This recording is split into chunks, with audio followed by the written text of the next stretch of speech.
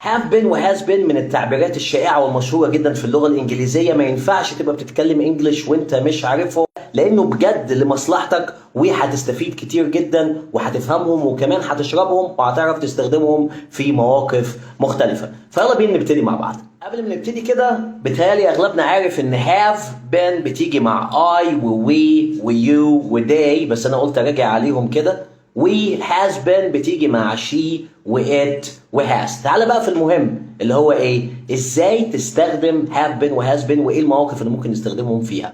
اول موقف معانا وهو travel experience، لما تحب تتكلم عن رحلة سفر، مكان انت رحت وعاوز تشارك تجربتك في السفر مع الاخرين. يعني I have been to France، انا سافرت فرنسا قبل كده ورجعت بقى. I have been to France. She has been to Brazil، يعني هي سافرت البرازيل. She has been to Brazil. We have been to Saudi Arabia، احنا رحنا السعودية قبل كده، وهكذا. يبقى دوت أول موقف تستخدم فيه have been و has been لما تحب تتكلم على تجربة السفر بتاعتك أو مكان رحت ورجعت منه. تعال نخش بقى على تاني استخدام أو موقف تستخدم فيه have been و has been لما تحب توصف حالة سابقة ليك. يعني مثلا هفهمك الموضوع ببساطة. I have been a police officer before، يعني أنا كنت ضابط بوليس قبل كده من غير ما أحدد الوقت طبعا. I have been a police officer before، أنا بقول لك قبل كده أنا كنت ضابط بوليس، دي حالتي الوظيفية. أوكي؟ أو مثلا لما أقول لك she has been sick before، هي كانت عيانة قبل كده. She has been sick before، حالتها إنها كانت مريضة من غير ما أحدد وقت. We have been footballers before، احنا كنا لاعيبة كورة قبل كده. We have been footballers before. واضحة؟ نخش بقى على ثالث حالة. الحالة الثالثة ان احنا بنجيب have been او has been وبنحط بعده فعل محطوط عليه ing، ودي سيبك من انه اسمه مضارع تام مستمر والقصة دي، انا بوصف لك مواقف النهارده وببساطة.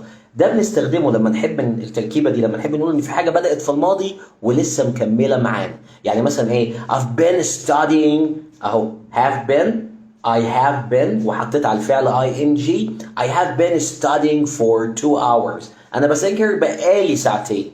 I've been studying for 2 hours.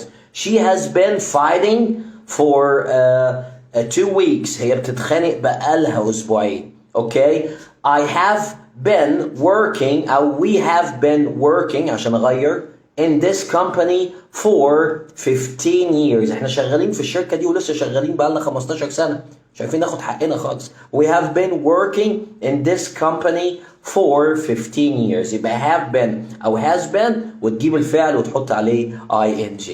اوكي؟ لو الفيديو عجبك وفهمت من المواقف دي أكتر معنى have been و has been، سيب لي تعليقات عشان تمارس، لأن الممارسة مهمة جدا في اللغة. وما تنساش تدعمني وتعمل شير للفيديو. سلام.